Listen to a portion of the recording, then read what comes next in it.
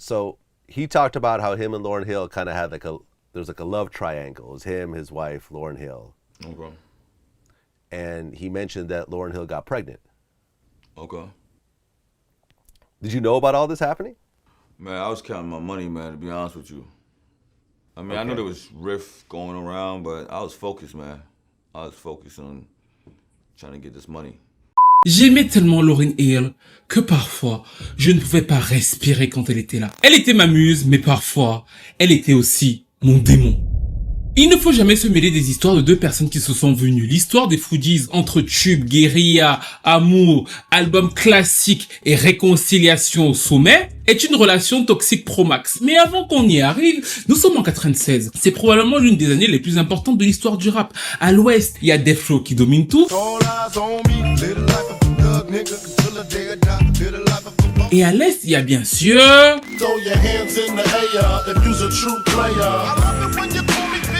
Puff Daddy ne connaissait pas encore l'odeur de la prison, il ne s'appelait pas encore Love, P. Diddy et tout ce genre de choses. Il avait par contre eu le génie de trouver la formule du hip-hop rap, à savoir qu'il reprenait des mélodies hyper connues dans des tubes qui vont devenir hyper célèbres pour Biggie, pour Fat Evans, avec un esprit très bling bling festif. And my whole crew is lounging, celebrating every day, no more public housing.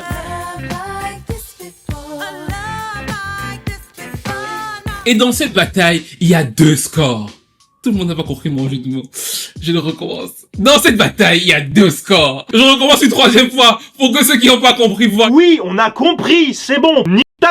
Le premier, c'est celui de la rue des règlements de compte, Tupac qui sera assassiné quelques mois plus tard. Et le second, c'est l'album mythique des Fugees qui va tout changer. Il est pourtant enregistré dans une cave au milieu du New Jersey, sans gros budget, sans paillettes. Et pourtant, il va devenir l'un des albums de rap le plus important de toute l'histoire de la musique. Et aussi, l'une des iconisations de la relation hyper toxique qui gangrène jusqu'aujourd'hui le groupe.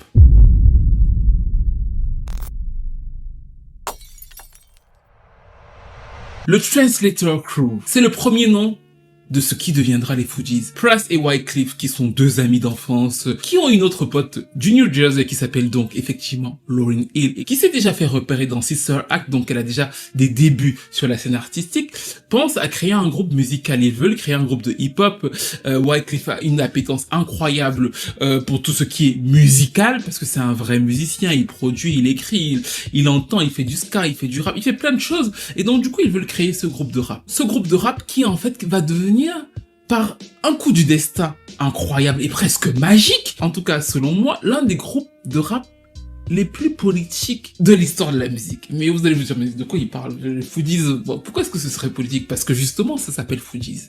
Le premier nom, c'est Translator Crew. Et à la base, donc, du coup, ils veulent sortir leur premier album sur ce nom-là. Problématique, c'est qu'il y a un autre groupe de rap qui s'appelle Translator Crew.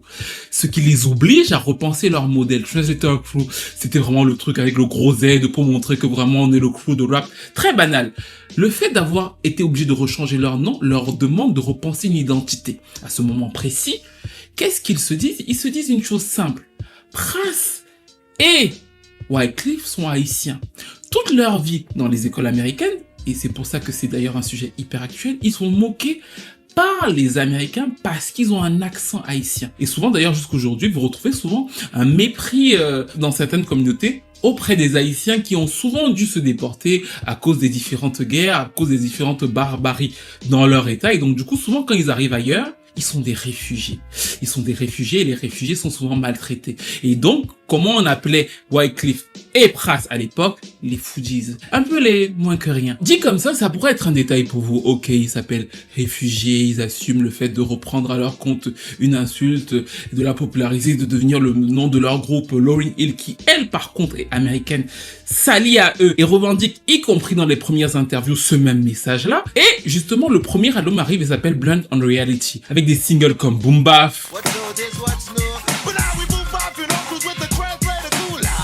Vocab, ou encore Nappy Heads.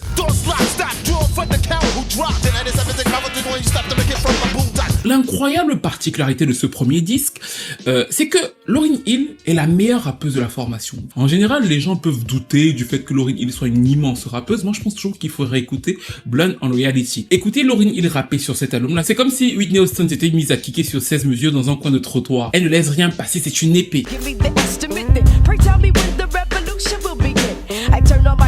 Mais le disque a une faiblesse musicale, c'est qu'il est très inspiré de Cypress Hill, de Public Enemy, c'est vraiment un album très boom bap au niveau du rap. Après on voit que Wyclef essaie de toucher à plein de genres différents, parfois même un peu de ska.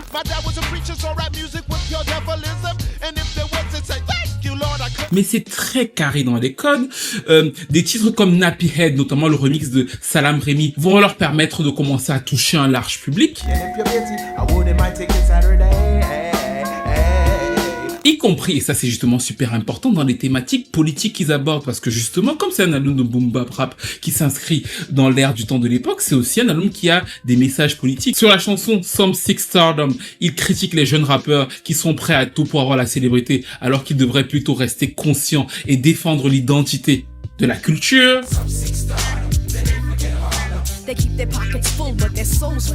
Et ces messages-là sont sympathiques, mais en vérité ils sont assez bateaux pour l'époque, et ils ne correspondent pas à ce que c'est que l'identité du groupe. Il n'y a pas d'identité. On se dit, ok, ils ont une super rappeuse, il y a un bon producteur, Pras se débrouille plutôt pas mal, mais il n'y a rien qui ressort véritablement de ce disque-là. Par contre, Nappy Head, le remix a un petit succès, le label ne les abandonne pas totalement, et donc ils ont la chance de concevoir un second album, et c'est là que l'âme de Fugees va totalement naître. Parce que d'abord, il y a l'amour.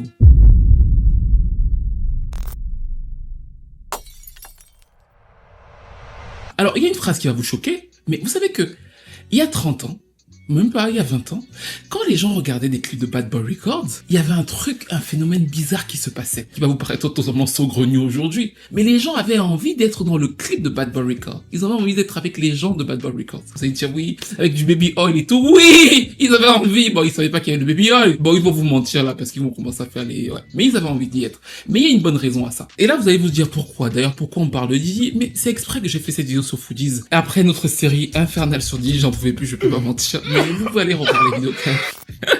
Mais en fait, pourquoi? Parce que justement, Bad Boy Records, c'est un des labels les plus importants de toute l'histoire de la musique afro-américaine et d'ailleurs de la musique tout court. Globalement, avant Bad Boy Records, vous aviez beaucoup de labels de rap, beaucoup d'acteurs de rap qui cartonnaient comme on peut le voir, mais qui étaient souvent dans un créneau plus sombre, beaucoup plus street, beaucoup moins mainstream, hormis des phénomènes comme MC Hammer. Parfois un peu, on va dire Will Smith, mais encore une fois, vous ne respectez pas Will Smith musicalement, vous voyez ce que je veux dire? Il y avait des phénomènes qui pouvaient traverser et atteindre le mainstream, mais globalement, le rap restait quand même un genre principalement street. Principalement. Ce que Didi apporte, c'est que finalement, Didi, lui, il arrive et il change totalement les codes. Première idée, c'est les samples. Dr. Dre, par exemple, le sample, beaucoup. Enfin, c'est la base du hip-hop. Mais Dr. Dre a un sample déjà millimétré, presque scientifique, vraiment. Dr. Dre, je trouve qu'il porte très bien son pseudo. C'est-à-dire qu'il y a un espèce de truc scientifique dans la manière dont il va disposer le sample, le découpage. Il est fou, mais surtout aussi, souvent, c'est des samples très peu connus. Il va dire chercher des trucs super funk, super précis, super pointus.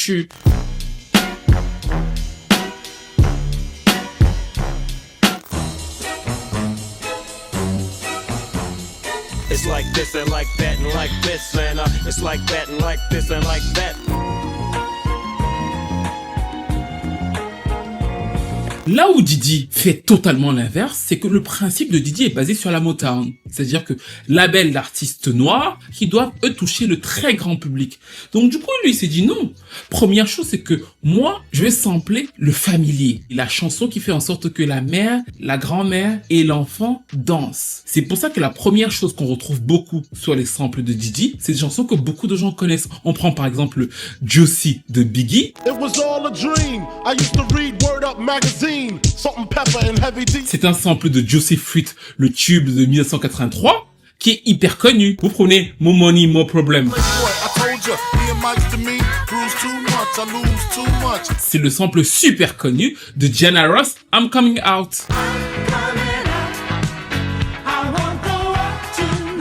Et c'est là, si vous êtes intelligent, que vous voyez à quel point Diddy est très important pour la musique que vous écoutez actuellement. Parce que c'est lui qui change totalement les codes et qu'ensuite tout le monde va suivre ce schéma-là. Pourquoi? Parce qu'en fait, c'est super efficace. Rien que ta grand-mère, même si elle comprend rien à ce que Diddy chante, elle est capable de rechanter la mélodie parce qu'elle comprend la mélodie pop. L'hommage à Biggie, à Be Missing You. I know you're still living your life after death. C'est un sample de Sting, de Police, super connu. Et donc du coup, le monde entier, même des gens qui n'ont jamais écouté Biggie, lui ont rendu hommage. Parce que factuellement, c'est une mélodie qu'ils ont compris. Alors que si ça avait été un titre vraiment hip-hop hardcore, bah ils auraient pas écouté. Jamais. Ça, c'est le premier axiome sur lequel Bad Boy va jouer. Le second axiome sur lequel Bad Boy va jouer, c'est l'image de leur chanteur. C'est-à-dire qu'en général, chez Bad Boy, vous avez toujours des chanteurs, Fate Evans, Carl Thomas, 112. On a parlé de plein de chanteurs de Bad Boy Records que vous connaissez et qui donc sont imprégnés de la marque.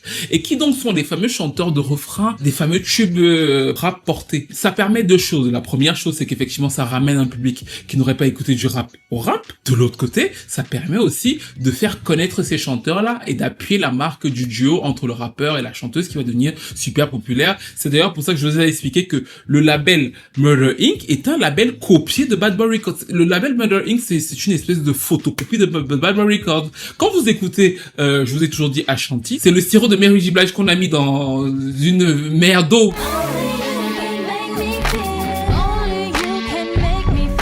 D'ailleurs, elle vous le dit toujours, Mary J. Blige, c'est sa chanteuse préférée. Pourquoi? Parce que le label est pensé sur ça. Et maintenant que vous faites le rapprochement, les fameux duos Ja Rule, Ashanti,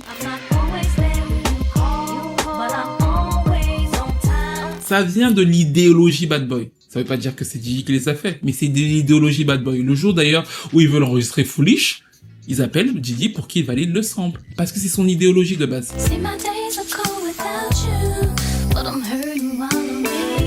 Maintenant, le troisième point, c'est quoi? Je sais que vous connaissez le troisième point. Allez-y, vas-y, dites dans les commentaires. Oui, le troisième point. Oui, bah l'image. Quand vous regardez Notorious, il est pas censé avoir du style, Notorious, quand tu le vois de loin. Mais en fait, pour nous tous, Notorious a du style. Et le style de Notorious, c'est Diddy. Tous ces artistes étaient super stylés, très magazine fashion, Lil Kim d'ailleurs.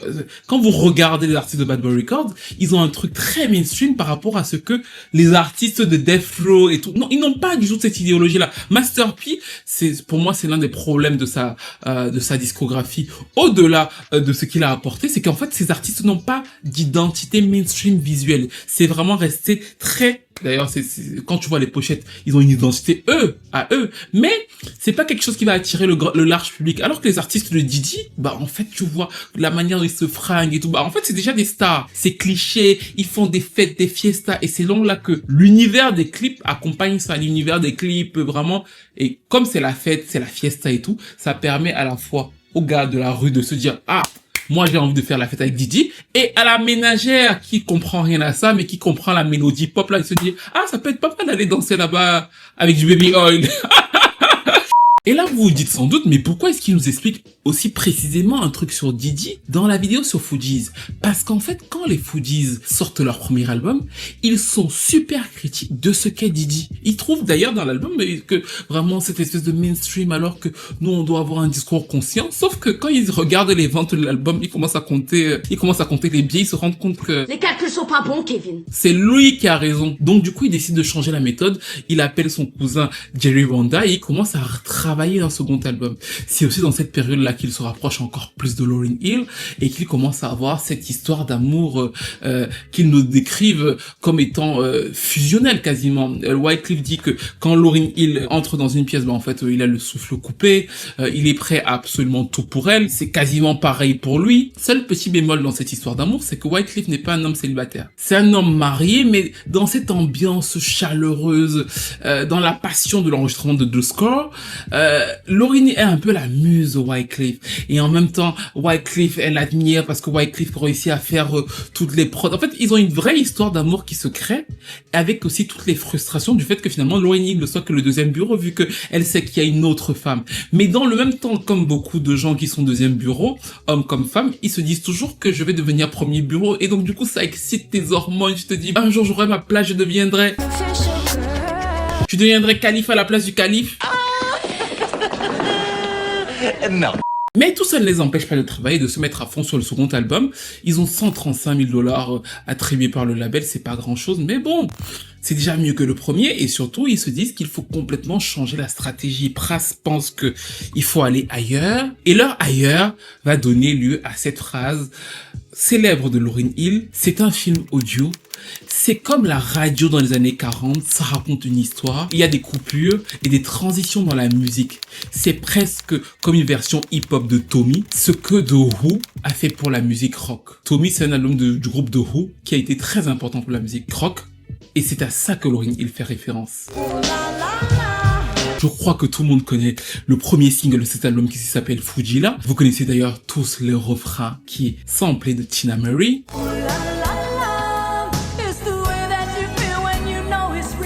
Et le fond de la chanson, c'est un tube de Ramses Lewis qui avait cartonné en 72.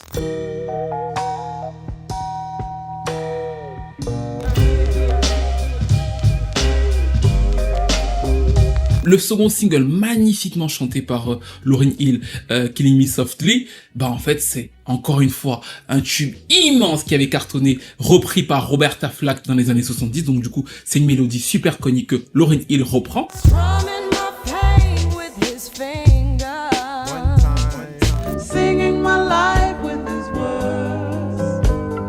D'ailleurs, elle lui a chanté pour lui rendre hommage récemment suite à son décès. Et le troisième single que vous connaissez peut-être, qui sera aussi un immense tube, qui s'appelle Ready or Not. Et Ready or Not est encore plus intéressant parce qu'il sample Enya. Au moment où il sample Enya c'est une chanteuse pop qui ne sait absolument pas qui sont les Fugees. En fait, c'est quelques jours avant que la chanson ne sorte qu'elle finit par se dire attends, c'est quoi ces gens qui sont en train de rapper, tout. Et elle est prête à interdire la chanson. Et finalement, c'est au moment où elle écoute et qu'elle se rend compte que ce n'est pas du gangsta rap, que c'est pas Public Enemy, quelque chose qui pourrait être trop boom bap ou revendicateur, qu'elle décide de se dire « Ah ok, finalement c'est bon. » Et ce sera donc un immense hit mainstream, troisième single de l'album.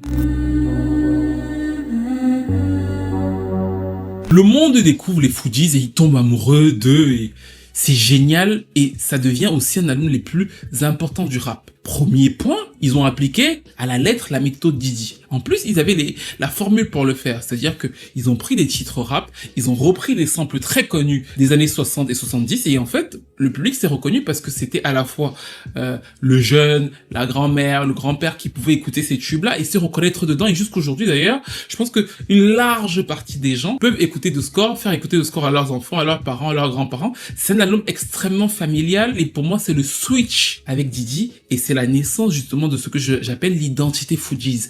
C'est-à-dire que oui, sur cette partie-là, c'est quelque chose de très américain qu'ils ont repris et qui leur a donc permis d'avoir ce succès-là. Mais l'album justement, comme le signale Lauryn Hill, a quelque chose de film audio, quelque chose de très organique, de très soulful, de très haïtien dans la manière dont c'est produit. En fait, ce n'est pas un album clinquant, très à la Didi, très americano, c'est un album beaucoup plus sur l'émotion, l'émotif. D'ailleurs, on les entend jammer, il y a plusieurs titres dans l'album où on les entend jammer. T'as presque l'impression d'être avec eux et de les écouter faire une jam musicale et te raconter une espèce de long film sentimental. Et c'est là, sur ce switch-là, où ils revendiquent justement les racines beaucoup plus à la guitare, c'est beaucoup moins surproduit que des artistes américains, qu'ils vont réussir à passer de l'autre côté et donc apporter le rap partout en fait, parce que The Score en termes de vente c'est phénoménal, mais il y a quasiment aucun magazine musical qui ne classe pas The Score dans des albums les plus importants de tous les temps. C'est-à-dire que The Voice Village, Vibe Magazine, Spin Magazine, The Source, Rolling Stone, Q, enfin tous les magazines du monde le classent parmi les albums les plus importants de l'histoire de la musique, parce que oui, il permet de démocratiser le rap, mais justement, on entend, selon moi, quand on écoute l'album, que ce sont pas des artistes purement américains. On voit toute la couleur, la coloration de l'éducation musicale de Pras et de Wyclef qui se retrouvent dans ce disque-là. Là, vous voyez sur The Score, la chanson The Score, on a ce truc très jamaïcain dans la manière dont c'est structuré.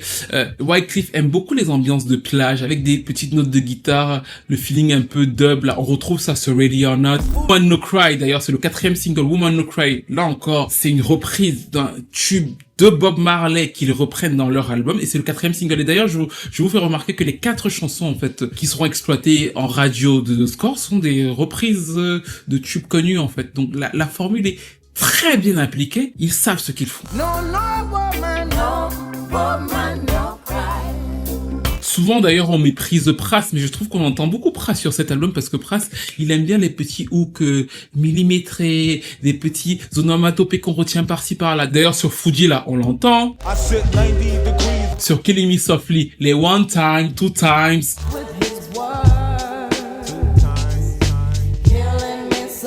Vous l'avez retenu en fait. Vous savez que vous devez dire ça à un moment donné. Et bien sûr, Lauryn Hill est utilisée à contre-courant du premier album. Sur le premier album, Lauryn Hill est une excellente rappeuse.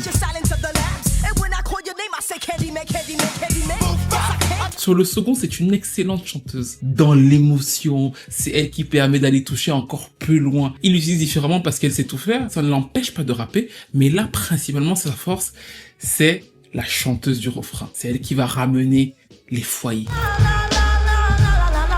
Comme vous le savez, à ce moment-là, le succès est totalement dingue. Le monde entier se dit que la porte leur est ouverte. Ils vont avoir tous les gros succès. Enfin, il n'y a rien qui pourra les arrêter. Personne ne peut se douter à ce moment-là que ce sera leur dernier album. 20 ans après, il n'y aura plus rien. Le score sera toujours de 0. Ou alors de 2-0. Enfin, vous choisirez.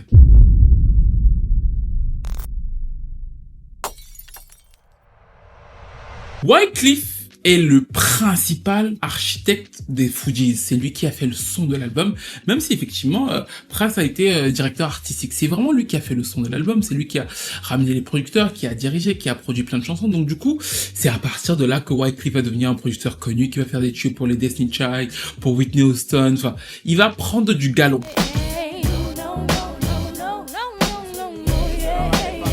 Problématique dans cette période-là, c'est qu'il sort son album Carnival, qui est un beau succès.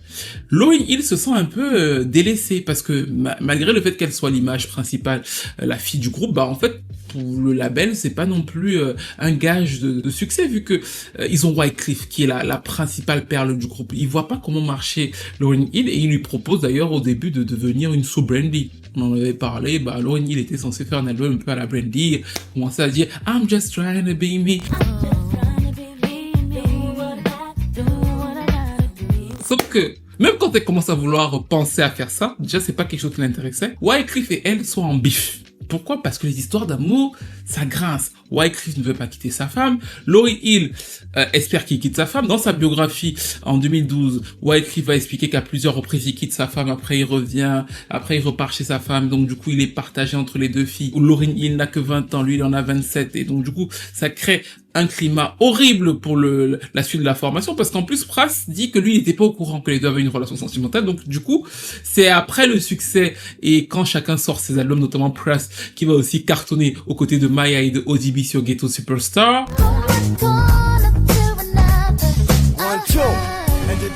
qu'il se rend compte qu'il doit tenir la chandelle de cette relation pour le moins particulière, parce qu'il se disait au début que nous sommes tous dans le même bateau, mais en fait finalement certaines personnes se voient nues quand les séances de studio se terminent. Et c'est donc là qu'arrive le fameux Miss Education de Lauryn Hill, qui a déjà toute une vidéo. Si vous voulez une deuxième vidéo sur cet album précis, je peux la refaire. Une autre, je vais en parler différemment. Mais il y a déjà une vidéo dessus, donc je vais pas me répéter. Vous pouvez aller la revoir. Mais en tout cas, l'album sort, et l'album est principalement centré sur la rupture entre elle et Wyclef. Il y a différentes chansons d'ailleurs. Le premier single, Lost One, c'est une attaque directe. Tu as peut-être gagné plusieurs batailles, mais tu en as perdu une.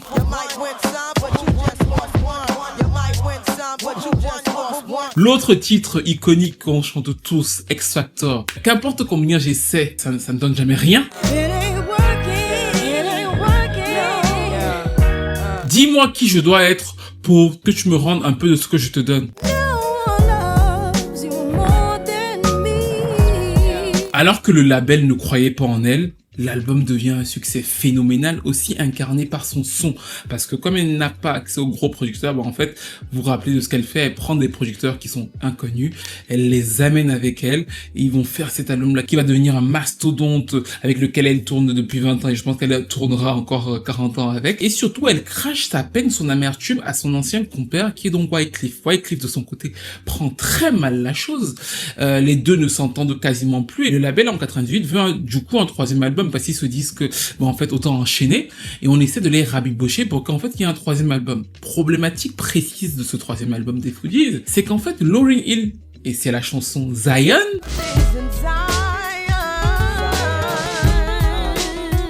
était enceinte en 97, quand la première rupture, en tout cas plus ou moins définitive, arrive entre Wyclef et elle. Elle est enceinte. Wyclef, lui, il est persuadé que Lauryn Hill est enceinte de lui. Même si elle est le deuxième bureau, en fait, il gère les deux, donc il sait que c'est son enfant. Et selon lui, Lauryn Hill lui a dit que c'est son enfant. Problème, c'est que quand l'enfant va naître, Zion, c'est le fils de Juan Marley, qui est l'autre mec qui sera plus tard le mari de Lauryn Hill. Et c'est à partir de là que la vie de chandelier de Pras va commencer. Parce que chaque fois que Wyclef va pouvoir, il va clasher sans gants son ex-petite amie, qui va elle aussi le lui rendre à chaque fois qu'elle va pouvoir. Et d'ailleurs, Pras dira en 99, on savait que le groupe était mort. À ce moment-là, au moment où Zion commence à grandir, c'est un enfant, et donc ils se disent que lui, il comprend que le groupe c'est fini, mais personne ne voulait l'admettre. C'est-à-dire que l'ambiance était super tendue, ils savaient que on pouvait plus réconcilier, tellement c'était allé loin. Les années vont commencer à passer, Lauryn Hill va avoir elle-même ses propres déboires. Elle avait été accusée, au final, de n'avoir pas composé l'album de Miss Education, parce que quand elle a sorti de Miss Education, il y avait eu The Prince Thing. On avait vendu l'album en tant que Lauryn Hill, productrice de tous les morceaux solo. Sauf qu'elle ne l'avait pas fait seule. Et donc, du coup, les personnes qui ont été lésées par cette affaire se sont rebellées contre elle, ont porté plainte, et finalement, ils ont eu gain de cause. Dans cette affaire, Wyclef, l'ex un peu rageux, n'a cessé de dire que Lauryn Hill était incapable de faire une chanson. Il avait même dit une fois, je me rappelle en 2005, que mettez-moi dans un studio quelques minutes, je vous fais un beat. Mettez Lauryn Hill dans un studio, même 1 an. Elle va rien faire. I broke up with my ex-girl. Boom, bam, bop, bada bop, boom, pow. Ils ont commencé à se tirer dessus à balles réelles et Pras était toujours celui qui essayait de recoller les morceaux entre les deux. En 2004, justement, il y a une réunion, un concert de Dave Chappelle où on les revoit chanter Killing Me Softly. Ça faisait 7 ans qu'ils n'étaient pas revus. Dans la foulée du buzz autour de ce retour, on annonce un album des Fugees. Il y a une vraie euphorie autour de ce retour-là. Ils sortent une première chanson qui s'appelait Take It Easy, qui est pas ouf parce qu'elle ressemble, et ça c'est très bizarre parce que will.i.am dont on avait parlé récemment, c'était beaucoup inspiré de Wyclef, et pour le coup, Take It Easy ressemble beaucoup à du Black Eyed Peas à l'époque. Il y a une autre chanson qui va filtrer qui s'appelle Foxy. Ils lancent une tournée dans laquelle ils vont s'engueuler tous les jours. C'est invivable et donc du coup, elle s'arrête assez brutalement en Europe. Et d'ailleurs, c'est un peu un malheur pour eux parce qu'il y a un enregistrement d'un album qui commence et dans cet enregistrement de l'album, il y a une chanson qui s'appelle Lips Don't Lie. Finalement, comme ça se passe tellement mal entre eux, en fait, Wyclef reprend la chanson et il va la donner à Shakira et ça va devenir Hips Don't Lie. Mais en vérité, d'ailleurs, cette chanson avait déjà été donnée à Chloé Ortiz. On en avait parlé. Mais en gros, quand ils ont repris les Fugees, c'était Lauryn Hill qui était censée la chanter dans l'album. Ils annulent l'album, ils se reséparent, et pour le coup, et c'est assez rare d'ailleurs, les deux vont traiter en 2007 Lauryn Hill de folle. Pras va dire, tu auras plus de chances de voir Osama Ben Laden et George Bush dans un Starbucks en train de boire un latte et de discuter de politique étrangère qu'une réunion des Fugees n'arrive. Et Wyclef qui dit, je pense que le premier problème qu'il faut régler, c'est que Lauryn Hill a besoin d'aide. À mon avis personnel, ces concerts de réunion des Fugees n'auraient jamais dû avoir lieu. Parce qu'on n'était pas prêts. J'ai eu le sentiment qu'on aurait d'abord dû tous se retrouver dans une pièce avec Lauryn Hill et un psychiatre. Mais tu sais, je crois vraiment que Lauryn Hill peut se faire aider et qu'une fois qu'elle aura réglé ses problèmes, j'espère qu'on pourra enfin faire une réunion des Fugees solide et durable. Par contre, Pras ne va pas lâcher l'affaire. À plusieurs reprises, il va recontacter Lauryn Hill et il va être le pont entre les deux. D'ailleurs, il va dire en 2009, c'est une famille dysfonctionnelle. Tu as 2 ex qui s'engueulent toute la journée et toi, tu essaies juste de survivre. Il va essayer de les rabibocher, notamment encore une fois en 2012. En 2012, Wyclef sort un livre. C'est la même période dans laquelle Lauryn Hill va faire 3 mois de prison parce qu'elle n'avait pas payé ses impôts. Et Wyclef sort le fameux livre An Immigrant Story. Le livre va ulcérer Lauryn Hill, et je vous conseille de le lire. Pourquoi? Parce que plusieurs des citations que je vous ai dit au début de ces vidéos viennent de ce livre que j'avais lu, et dans lequel, donc, du coup, il raconte sa vie d'immigrant, son attachement profond pour Haïti, d'ailleurs, qui est admirable, et sur sa relation avec Lauryn Hill, il revient, Et il détaille donc ce qu'il a ressenti. Il explique effectivement qu'il est partagé entre deux femmes, qu'il aime éperdument les deux, qu'il n'arrive pas à se séparer. Il a un attachement presque foudroyant pour Lauryn Hill. Il aime aussi sa femme, et en même temps il a des devoirs avec sa femme. Donc voilà, c'est plus ou moins la manière dont il justifie ce désordre ambiant. Et par contre, il est pas tendre avec elle sur la fin. Sur la fin, il dit que oui, c'est sa muse et tout, mais que c'est aussi un démon pour lui. Et du coup, il lui reproche précisément et il l'attaque frontalement sur l'enfant. Il explique que, en fait, elle lui a fait croire jusqu'au bout que l'enfant était de lui, mais au final, lui culpabilisait. Mais en fait, c'est les relations toxiques, parce que finalement, c'est super toxique des deux côtés, parce que lui culpabilisait de l'abandonner avec un enfant, mais du coup, il l'abandonnait quand même avec un enfant, sachant qu'il retournait chez sa femme. Et lui, il l'accuse d'avoir su que ce n'était pas son enfant, de l'avoir fait culpabiliser quand même. Donc, vous voyez ce que ça veut dire. En tout cas, il balance ça dans le livre, et ça va énerver Lauryn Hill, qui va directement couper les ponts avec lui pendant plusieurs années. Là, pour le coup, elle voulait plus jamais entendre parler de lui.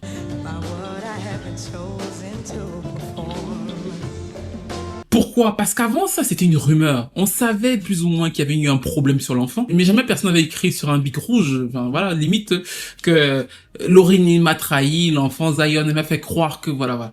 Et donc du coup, atteindre à l'image comme ça de Lauryn Hill, ça a été très brutal pour elle, surtout qu'elle s'estimait elle aussi victime du fait que tu avais ton autre femme, enfin bref. Et donc du coup, pendant plusieurs années, Pras va nous expliquer dans plusieurs interviews que les gars, moi je sais pas, j'arrive pas à savoir comment les gérer.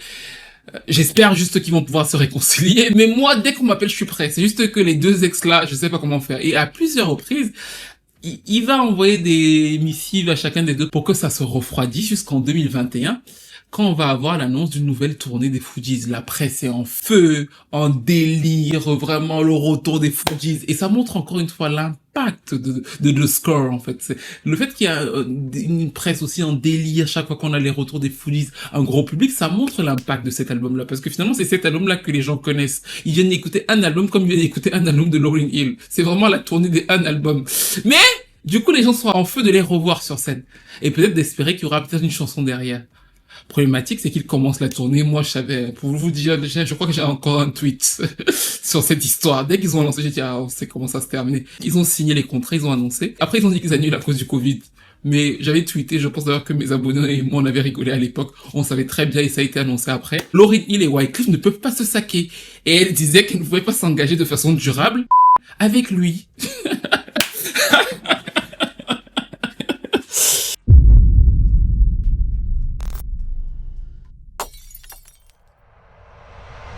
Maintenant, la personne la plus, on va dire, triste de tout ce vacarme, ou alors la personne la plus à plaindre de tout ça, c'est bien sûr Pras. C'est-à-dire que Pras, le gars, il se dit, putain, ça fait 20 ans que j'ai pas sorti d'album, mes albums solo n'ont pas marché, les deux là, ça me ferait quand même du bien de revenir dans la musique. Sauf que justement, en 2019, puis en 2021, on l'accuse. Il est inculpé de plusieurs méfaits. Conspiration en vue de commettre une fraude aux États-Unis, blanchiment d'argent, faux témoignages, lobbying non enregistré pour une puissance étrangère, la Chine, transfert illégaux de fonds étrangers dans une campagne électorale américaine. En fait, il est accusé d'être impliqué dans un scandale financier lié à un fonds souverain malaisien par un financier qui s'appelle John Law. C'était un fonds qui était censé développer la Malaisie. Sauf qu'au lieu de financer la Malaisie, des milliards de dollars ont été siphonnés et ont été mis dans des comptes offshore, dans des œuvres d'art, dans des investissements de films hollywoodiens. Et Pras a été accusé d'avoir fait circuler des millions de dollars dans les politiques américains, parmi les politiques américains, afin qu'il n'y ait pas d'enquête autour de cet argent malaisien qui était détourné. C'est-à-dire que dans les campagnes Obama et dans les campagnes Trump, on voyait souvent Pras par-ci par-là, et en gros il est inculpé d'avoir été un peu le soudoyeur de ce fameux financier malaisien. Il a d'ailleurs été condamné parce qu'il aurait reçu 90 millions de dollars, et l'affaire n'est pas rien parce que une partie de l'argent aurait servi à financer la campagne d'Obama, et on l'accuse aussi, lui et ses associés, d'avoir tenté de freiner une enquête du FBI contre ce financier John Law à l'arrivée de Trump au pouvoir, toujours en passant par des pots de vin. De tous ces méfaits-là, il a été reconnu coupable, il a encore une peine qui va jusqu'à 20 ans de prison, mais pour le moment, il est en libération conditionnelle. Donc du coup, sa vie est pas au max, il est un peu en galère véritable, il risque de finir sa vie derrière les barreaux, et c'est dans cette même période-là que d'un coup, bizarrement, on a une nouvelle tournée de Lauryn Hill et des Fugees. On comprend pas trop comment ça se passe. On se dit, bon, s'il y a une nouvelle tournée, Lauryn et Foodies, Wyclef et Lauryn, on sait déjà ce qu'ils vont nous faire. Ça va encore s'avorter comme toutes les précédentes. Sauf que là, ça semble plus ou moins bien se passer. Et c'est Pras, en août 2024, qui sort d'un coup une diss track dans laquelle il attaque directement Lauryn Hill. Dans ce titre-là, il dit « Don't blame me, ne me blâmez pas moi. Blâmez-la elle, c'est elle le problème. J'ai dit à Wyclef, pas un autre putain de penny. » Don't blame me, blame her. She made the mess. Not another penny's what I told Clap. La chanson sort et il explique au magazine Vulture que c'est pas contre Lauryn Hill directement, mais que ça fait 15 ans de frustration et qu'il trouve que elle les maltraite, qu'elle est pas du tout à la hauteur du respect qu'ils estiment mériter et que le contrat qu'elle leur a fait signer pour la tournée ne l'avantage pas du tout. Elle le met plutôt en situation de désavantage. C'est ce qu'il va dire au magazine, mais que globalement, il a toujours beaucoup d'amour et de respect pour sa compère de 30 ans qui est Lauryn Hill et que finalement, ce n'est pas lui qui a fait en sorte que les Foodies ne se réunissent pas, c'est Wyclef et Lauryn. Mais que voilà, dans cette situation-ci, il n'est pas d'accord avec la manière dont les choses se passent. Quand j'ai vu ça, je me suis dit, bon, c'est sûr et certain que là, ça va s'annuler, il va rien se passer. Non mais les gens, non mais les gens, c'est là que l'histoire devient folle. Parce que Wyclef et Lauryn Hill réussissent à faire des putains de concerts. I might win some, but I just lost one, mister. But let me tell you something. Non mais comme je vous ai dit au début de la vidéo, ne vous mêlez pas des histoires des personnes qui se sont venues. Pras a passé 20 ans à essayer de les rabibocher. Il n'a pas réussi. 25 ans après, maintenant ils sont rabiboché et Lauryn et Pras ont des problèmes. Maintenant, c'est Wyclef qui tient la chandelle parce que Lauryn Hill, peut-être que certains les ont vus à Paris et Wyclef réussissent et franchement, ça m'impressionne pour une fois parce que ça fait tellement longtemps à faire une tournée. Ils sont tous les deux, ils s'échangent, ils rigolent sur scène. Oh, et il y a pas Pras qui était la personne qui a espéré ça toute sa vie et Wyclef dit oui, bah, la réunion des Foodies va se passer quand Pras et Lauryn Hill auront réglé leurs problèmes.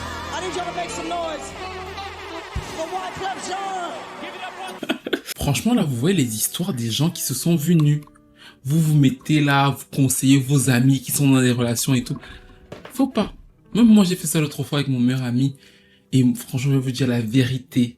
Je suis pas cette personne-là. Je vous jure. En fait, en général, je suis toujours en train d'essayer de voir comment vous pouvez vous mettre ensemble, comment...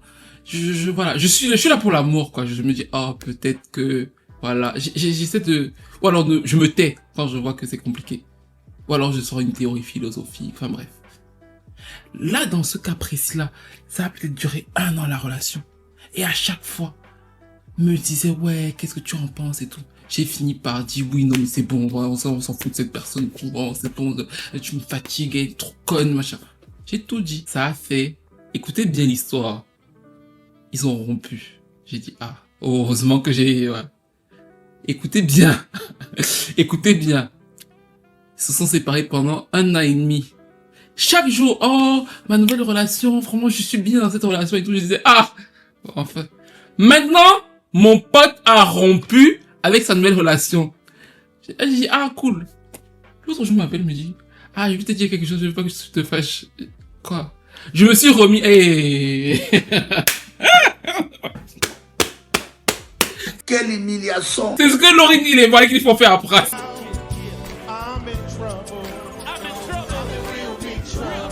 Je sais quelle est la question que vous vous posez. Qu'est-ce que vous voulez que je dise? Mais j'ai rien dit, j'ai dit, ah ok, j'espère que tu es heureux. Et je suis d'accord avec la prochaine fois, si quelque chose sort de ma bouche, je m'appelle plus Steve. Oh Seigneur, quelle humiliation! Quelle humiliation! Enfin bref, Pras a porté plainte donc à Lauryn Hill. Pourquoi? Parce que dans la tournée qui était censée être la tournée de retour des Foodies, il estime qu'elle lui a fait subir une pression financière intense parce qu'il a déjà des problèmes et que donc du coup, alors que c'était censé être réparti en 3 parts égales, lui et Wyclef se partagent 40% des droits de la tournée, c'est-à-dire que Lauryn Hill a 60% et eux se partagent 40% des droits. Et il estime que c'est profondément injuste et qu'elle le fait uniquement parce que lui, il a des ennuis financiers. Et donc, du coup, il y porte plainte par rapport à ça. Lauryn Hill a rétorqué en disant qu'elle l'a uniquement inclus dans la tournée pour l'aider parce qu'elle a vu qu'elle avait des problèmes judiciaires et financiers, qu'elle a payé les coûts de la tournée, c'est elle qui organise la tournée, donc c'est elle qui paye les coûts, et que elle lui a donné 3 millions de dollars d'avance et qu'elle ne lui a pas rendu les 3 millions de dollars. Donc, elle ne lui doit rien. Sauf que maintenant, ils sont au tribunal. Et c'est Wyclef qui dit que quand ils ont fini, on rentre en studio.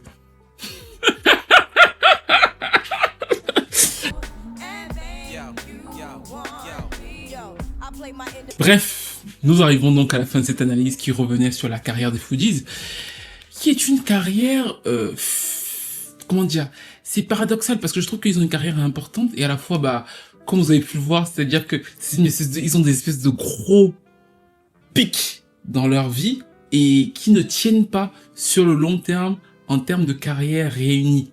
Parce que Wyclef a une autre carrière qui pour moi est très importante, on pourra parler de sa carrière solo, mais les autres non. Quand je dis non, c'est que Lauryn Hill est toujours là, mais Lauryn Hill c'est Demi's Education et c'est rien d'autre. Moi, je trouve que le deuxième album n'est pas à la hauteur, donc en fait, c'est vraiment des épiphanies sur des moments. The Score, c'est une grosse épiphanie et un truc hyper important pour le hip-hop, mais après ils ne reproduiront plus ça. Donc à la fois ils sont super importants, mais ils n'ont pas cette longévité artistique qu'ils auraient pu mériter s'il n'y avait pas eu les problèmes personnels qu'ils ont connus. Mais en même temps, si on dit que s'il n'y avait pas eu les problèmes personnels qu'ils ont connus, ben en fait on n'aurait pas eu de Demi's Education. C'est parce qu'ils sont toxiques, Wyclef et Lauryn Hill, qu'on a la longue grandiose qu'est Demi's Education. C'est parce qu'ils se sont aimés qu'on a aussi eu l'alchimie qu'il y avait sur The Score. Donc en fait, c'est juste la vie. Dans tous les cas, dites-moi quelles sont vos chansons préférées des Fugees. Ce que vous avez pensé de l'analyse. Est-ce que vous pensez de l'impact de l'idée de Bad Boy, comment ils s'en sont inspirés pour faire The Score, comment ils ont une propre identité sur The Score. Et moi, j'aurais voulu qu'elle se développe un peu plus, même si effectivement sur les projets de Wyclef, qu'on retrouve plus l'identité des Fugees. Quelle est votre chanson préférée du premier album, si vous avez une chanson préférée de cet album-là? Qu'est-ce que vous avez pensé des différentes réunions à chaque fois qui sont annulées parce que Wyclef et Lauryn ne s'entendent pas? Que vous pensez-vous d'ailleurs de leur relation? De ces espèces de Milo. Est-ce que vous êtes plutôt team Wyclef, on m'a menti, l'enfant était pas de moi? Ou alors est-ce que vous étiez plutôt team Lauryn Hill qui, elle a eu un enfant, elle avait deux mecs en même temps, vous voyez ce que je veux dire? Enfin, quelle est la personne qui selon vous est la plus raisonnable ou la plus logique, en sachant très bien que, de toute façon, c'est des histoires de deux personnes qui se sont venues. Pras a essayé de les rabibocher pendant 25 ans. Voilà Pras maintenant qui est aux portes de la prison. Et eux, finalement, réussissent par miracle à travailler quand même quelques fois ensemble. C'est une dinguerie. Alors, rien que pour ça, Lauryn Hill doit perdre le procès. Alors, sur la base, elle a raison. Je trouve que le procès de Pras est un peu exagéré dans le sens où on t'a pas forcé à signer un contrat. Si tu as gardé les 3 millions de dollars, rends-les. Enfin, j'ai vu que t'as pas tourné au final. Enfin, voilà. Mais, sur le point émotionnel, je comprends Pras, en fait. Je me dis, le gars, il a quand même essayé de vous rabibocher 25 ans, et au final, tu lui fais signer un contrat à la fin, où vous êtes capable de travailler ensemble, sans lui, et il doit avoir en plus moins de revenus que toutes les fois. Non, mais même moi, j'aurais eu le seum. Mais bon, bref, que pensez-vous de l'histoire des Fugees, de la relation toxique qu'ils ont, et est-ce que vous espérez un retour de leur part? Moi, je vous l'ai dit, je pense pas, enfin, je n'espère pas de retour de Fugees, je sais pas. Mais bon, j'espère en tout cas qu'ils vont se réconcilier, hein. Ça me fera plaisir de les voir ensemble, et je pense que ça arrivera. Mais je pense que ce ne sera plus la même chose, et c'est aussi la beauté, la tristesse de la vie. Dites-moi ce que vous en pensez, et racontez-moi dans les commentaires si vous avez des épisodes où vous vous êtes mêlés vous-même d'une histoire de deux personnes qui se sont venues et au final vous avez été exposés et humiliés comme Pras vient de l'être et comme moi-même je l'ai été. Bref, dites-moi tout dans les commentaires, n'hésitez pas à liker, à commenter, à partager et je vous retrouve très vite pour une nouvelle vidéo. C'était un plaisir de vous retrouver. J'en pouvais plus des vidéos sur DJ, j'en pouvais plus, vraiment, que Dieu me pardonne. On y retourne.